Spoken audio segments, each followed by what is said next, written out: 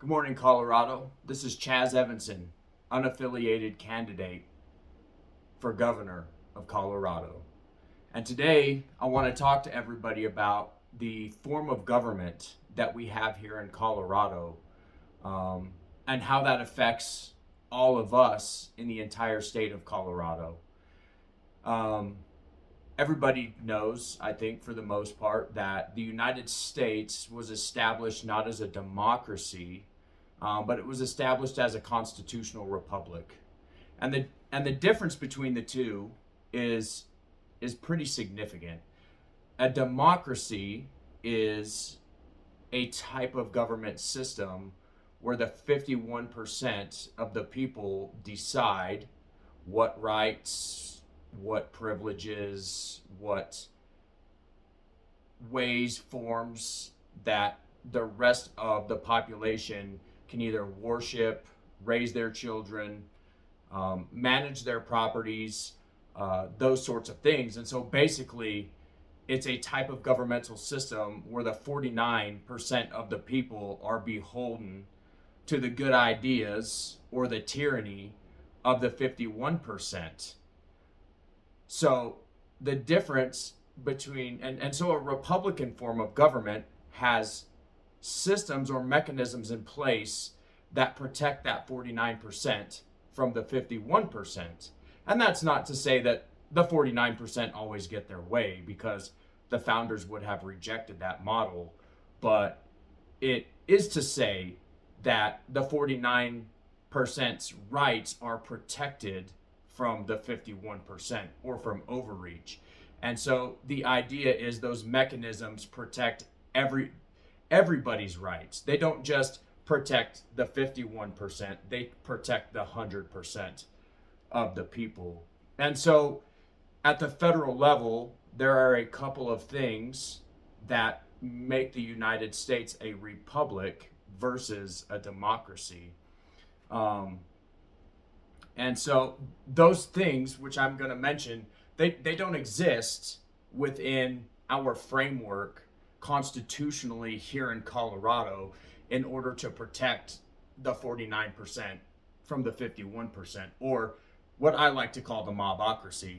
And so I'm going to mention three of those things, one of which is no longer functioning the way it was originally designed. So the first one is the Electoral College.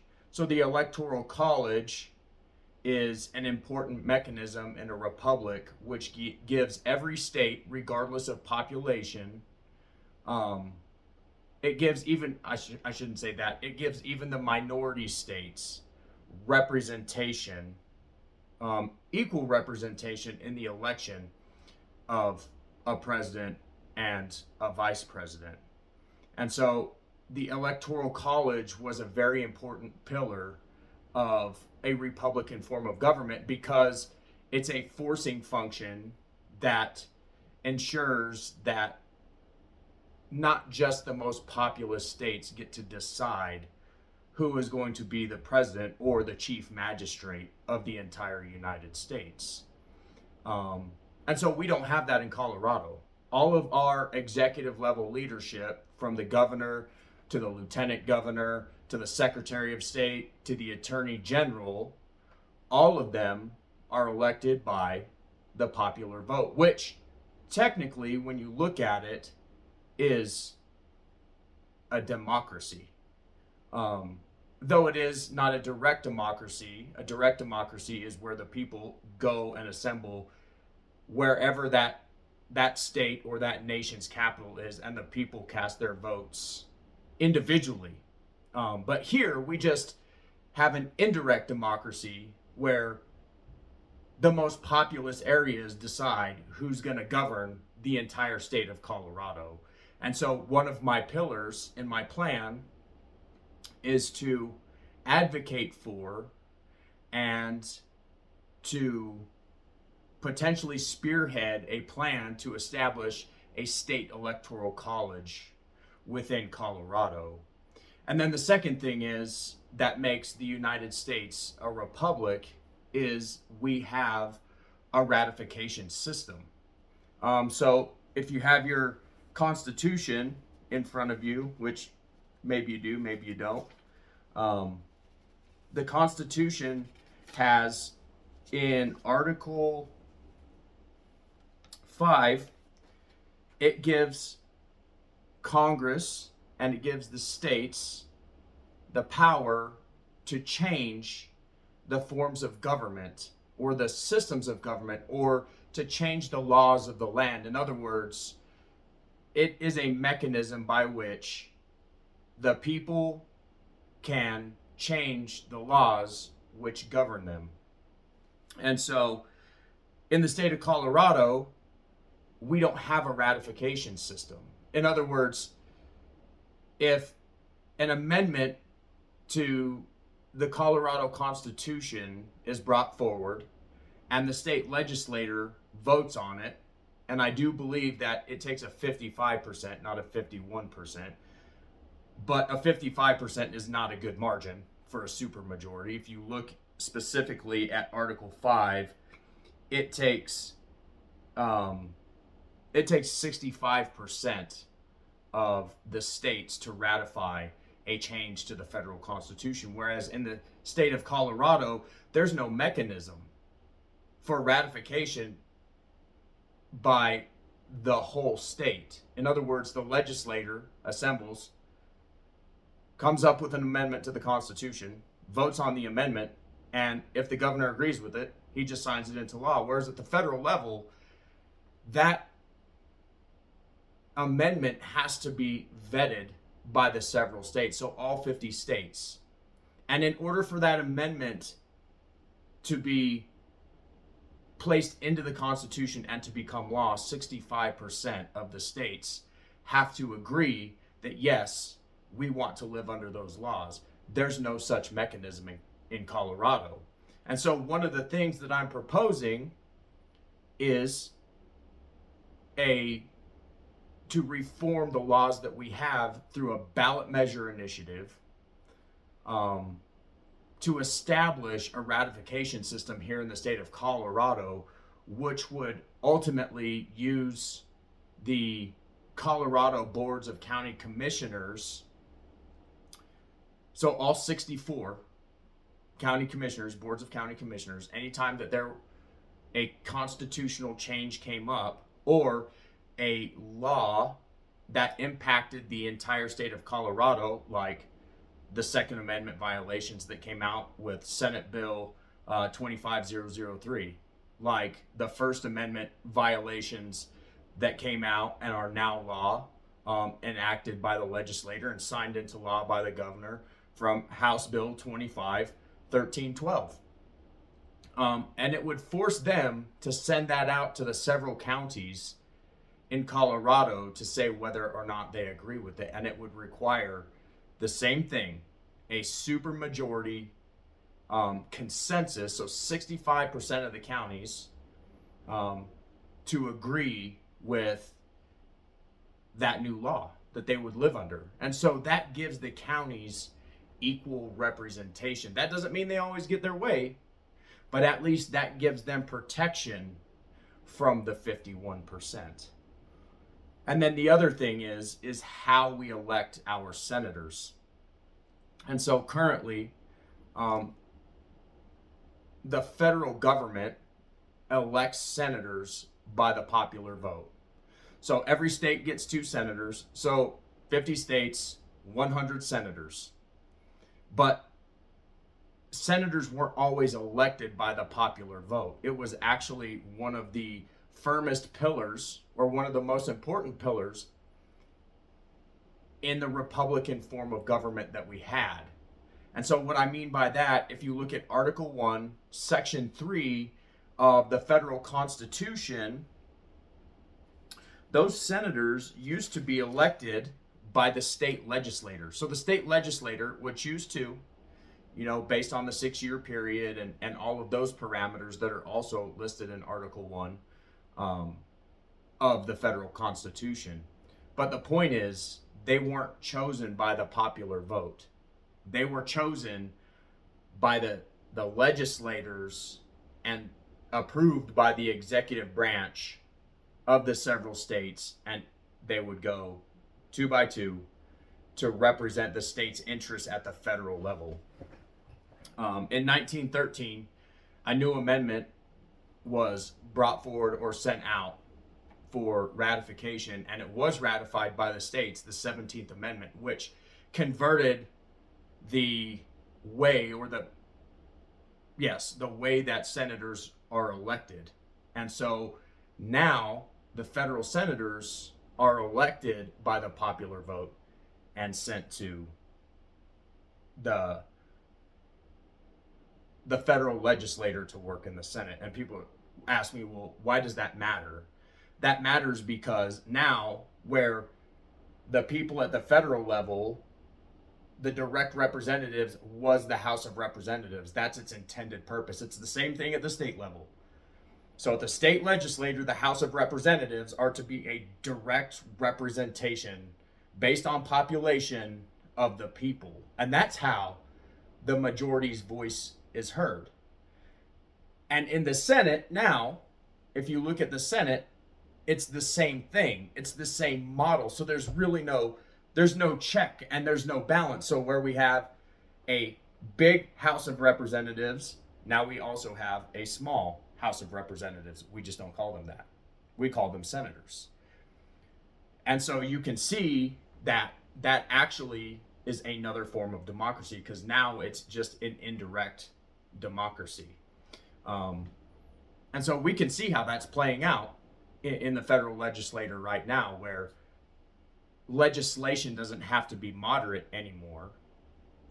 It's always very extreme to the left, very extreme to the right, and nobody really has to talk to each other, and the people that are suffering are the people in the middle. But it is an outcropping of a democratic form of government. And again, the United States wasn't built to be a democracy.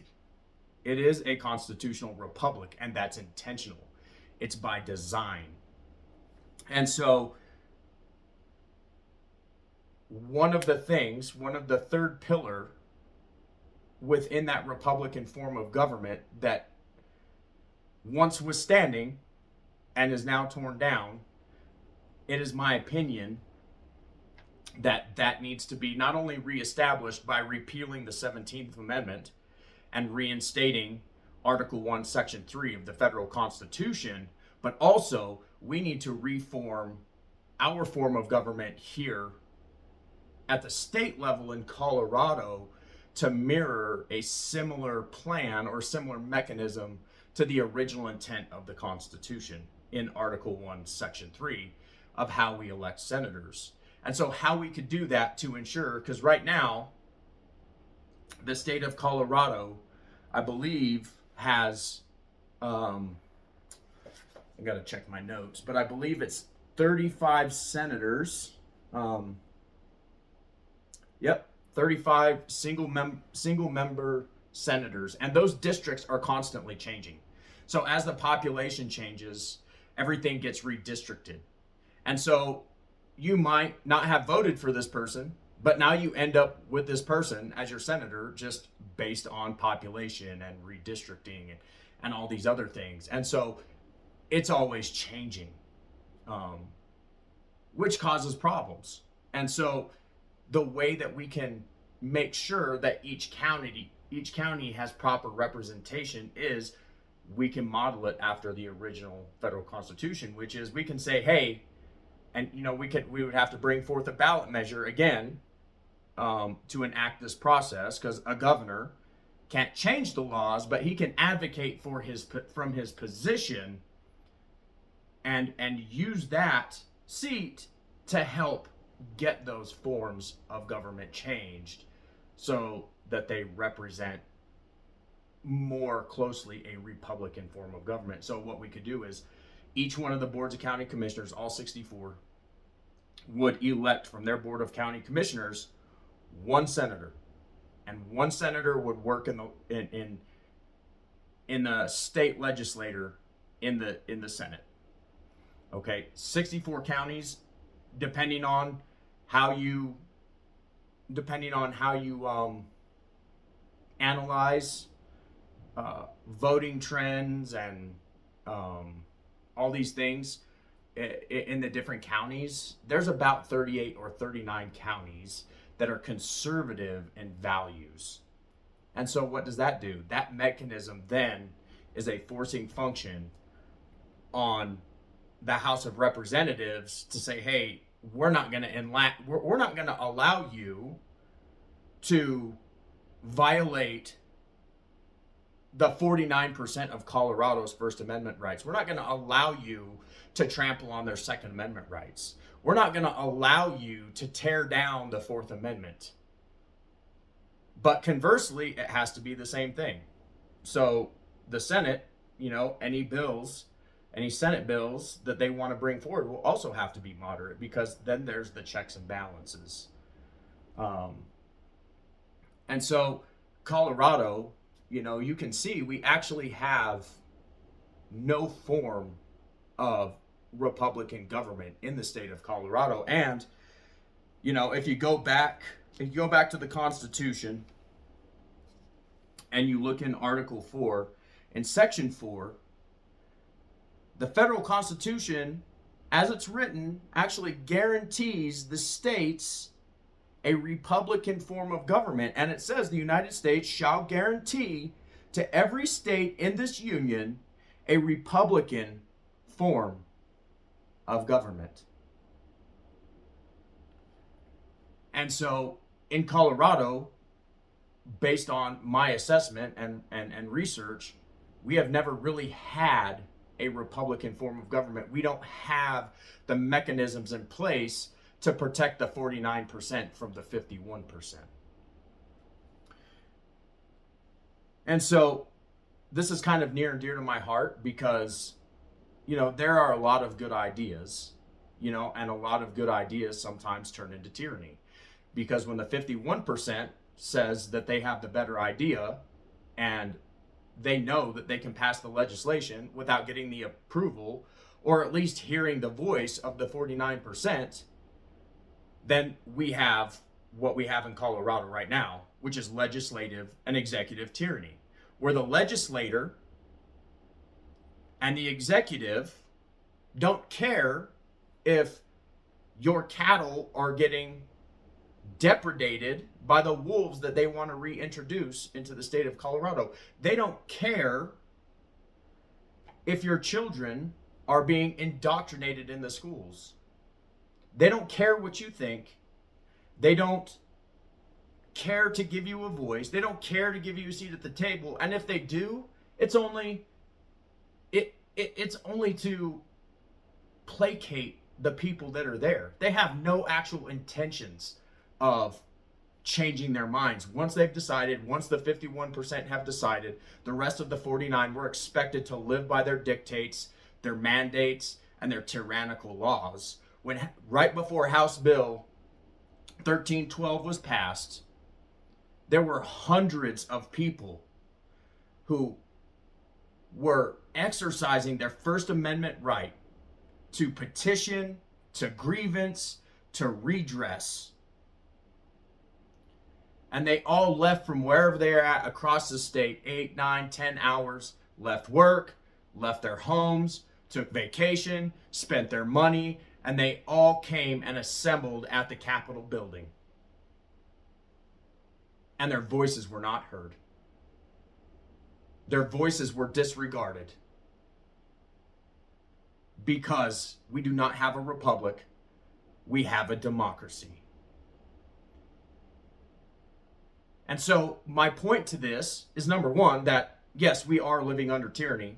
Number two, I'm a threat to democracy, because just like the founders said, if you read in the Federalist number 10, James Madison says democracies are spectacles of turbulence. We're experiencing some of the worst turbulence in the history of Colorado right now. And then he goes on to say, and the worst turbulence and contention. We can't even have conversations with other people because they don't want to hear us.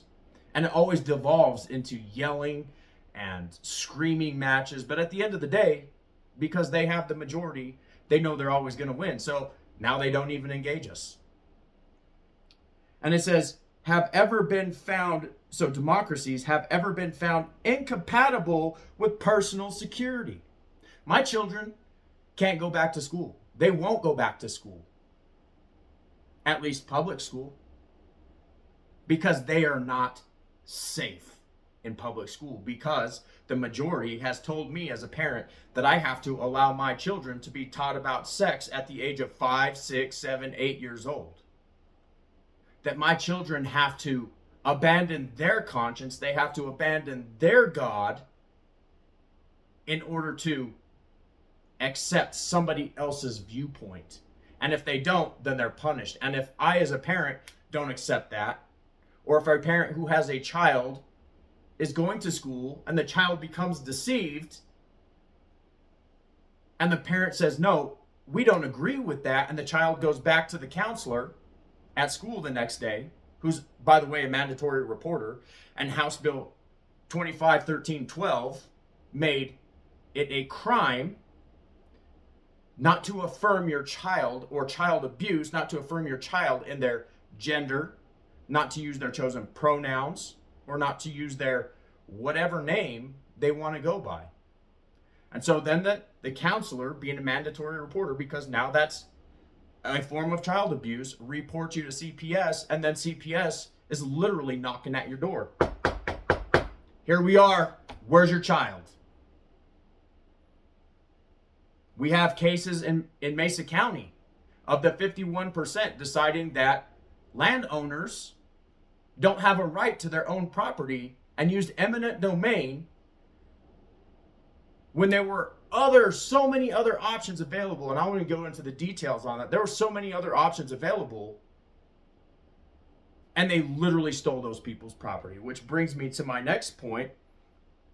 With personal security or the rights of property, and in general have been as short in their lives as they have been violent in their deaths. And so we're experiencing that right now. Colorado is dying a slow death by self-murder.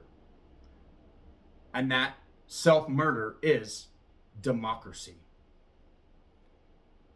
And then Thomas Jefferson, one of the most influential people of all of the founders. He was influential in the writing of the Declaration of Independence. He was influential in all of those founding actions that occurred from the time of Lexington and all the way up through his time as the president. And so Jefferson says a democracy is nothing more than mob rule, where the 51% of the people may take away the rights of the other 49. And so here we are. Here we are today, because Colorado is not a republic, it's a democracy. And all of us are feeling the bane effects of a democratic form of government, where the 51% tell you that you cannot teach your children about God. They tell you that you cannot worship according to your conscience. They tell you that you cannot protect your family by owning a firearm. You have to get permission. If you have to get permission to own and carry a firearm, then it is no longer a right. But friends, that is our right. It is our right to free speech. It is our right to peaceably assemble. It is our right to grievance, to redress. It is our right, uninfringed, to own a firearm. It is our right to have a well-organized militia. These things are God-given rights. They don't come from man. They don't come from the legislator. They don't come from anywhere else. But here we are, because we have succumbed in the state of Colorado to democracy. And so my point to all this is that unless we reform, which in the Declaration of Independence,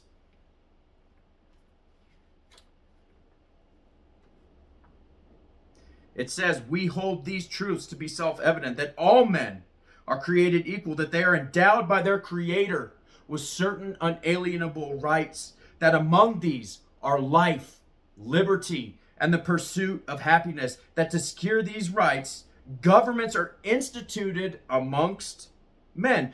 The governments are there to secure the rights, not to take the rights away. But here we are today, getting our rights trampled on and getting them taken away from us because we're living under democratic tyranny, legislative tyranny, executive tyranny by democratic processes. That whenever any form of government, here it is, whenever any form of government becomes destructive of these ends, it is the right of the people to alter or to abolish it and to institute new government, laying its foundation on such principles and organizing its powers in such form as to them shall seem most likely to affect their safety and happiness. And so it is our right. We have a right to reform the government. We have a right to institute new laws that safeguard, just like it says here, are most likely to affect their safety and happiness. Friends, we have to ask ourselves, are the forms that we're living under, the mechanisms, are they making us, are they helping us, or are they making us worse? And so in the Colorado Constitution, in the Bill of Rights, in Article 2, in order to assert our rights, the people acknowledge our duties and proclaim the principles upon which our government is founded. We declare all political power is vested and derived from the people. All government of right originates from the people, is founded upon their will, and is instituted solely for the good of the whole. There it is. It's the good of the whole. It's not the good of the 51%. And forget about the 49. It is the good of the whole. And that is a Republican value, a Republican type of system. And then it goes on to say, in Section 2, people may alter or abolish that form of government. The people of this state have the sole and exclusive right of governing themselves as free, sovereign, independent state, and to alter and abolish their constitution and form of government whenever they may deem it necessary to their safety and happiness, provided such change be not repugnant to the Constitution of the United States. Which brings me to, coming back around full circle, to Article 6 of the Constitution, which says the Constitution and the laws of the United States which shall be made in pursuance thereof, and all treaties made or which shall be made under the authority of the United States shall be the supreme law of the land. And the judges in every state shall be bound thereby. Anything in the Constitution or laws of any state to the contrary, notwithstanding, anything repugnant to the Constitution is unlawful. But it brings it all the way back around full circle. We, the people, are of right to change, to protect, not just the 51%, but the whole, just like it says right here. Just like it says in every single one of our founding documents, every single one of Colorado's founding documents. And so all of the good ideas don't matter. You know, even if we get the right person elected into office, he holds good or she holds good conservative values, they're going to do a good job for 4 years. What's going to happen after the next 4 years? I'm not thinking about the next 4 years. I'm thinking about the next 40 years because my children have to live in this state. I'm thinking about, will they be free? Will they be able to exercise their freedom of religion? Will they be able to exercise their freedom of speech? Will my children be able to protect their families by bearing arms against the tyrannical government? The United States is the last stand of liberty. And even though this is Colorado is not independent from the several states, all of the several states combined is what gives this. Every state is guaranteed a Republican form of government in order to make the Union strong. And it was Abraham Lincoln quoting Jesus, and he said, "A house divided cannot stand." And when 51% of the people tell the other 49% what to do, it's a house divided. And so I'm not thinking about, I am thinking about the next 4 years. Because what I can do as governor, what I will do as governor, is every single bill, every single piece of legislation, every executive order that has to be written will go out to the several counties, all 64, to be ratified. Because a governor is not a monarch. A governor does not get to dictate to the entire state of Colorado how they should live their lives, what they can do with their property, how they should spend their money, how they should raise their children, how they should worship. And neither does the legislator. And so I can demonstrate through action and bold leadership how a Republican form of government can work by involving every single one of the several counties, all 64, and getting their consensus before any legislation in the state of Colorado is enacted. The state of Colorado, largely, as geographically, is mostly conservative in value. But we also have to consider the other portion of this, which is the urban environment. So what I'm saying is, all the good ideas don't matter unless we change the way, the mechanisms that are in place, because it doesn't matter who gets elected. Someone that you don't like is going to get elected next time. And because of the way that our laws are set up,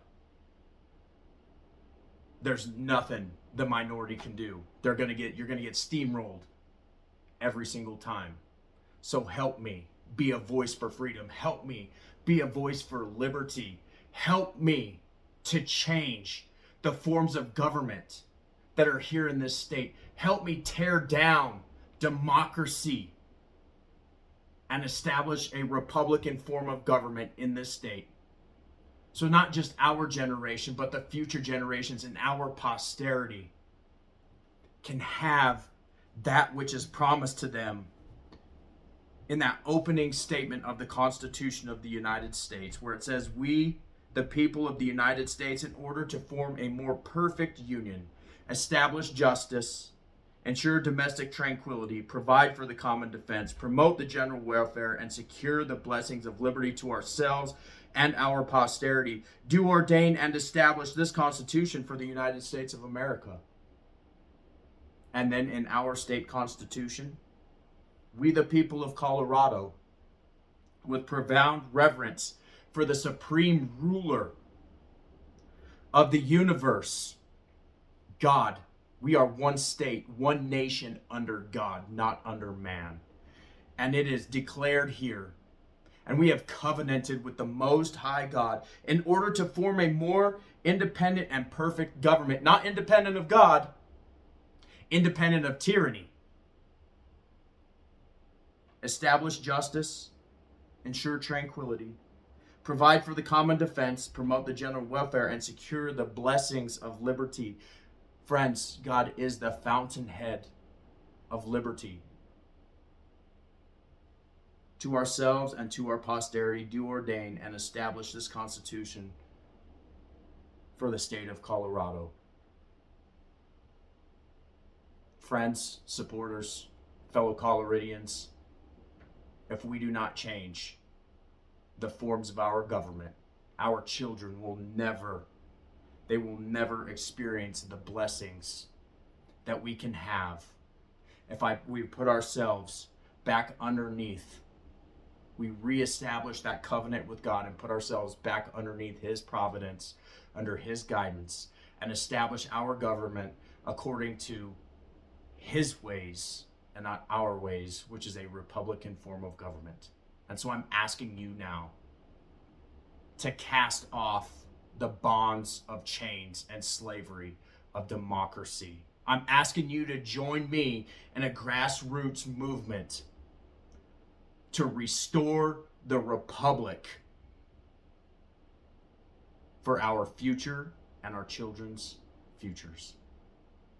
This is Chaz Evanson, unaffiliated candidate for governor of Colorado.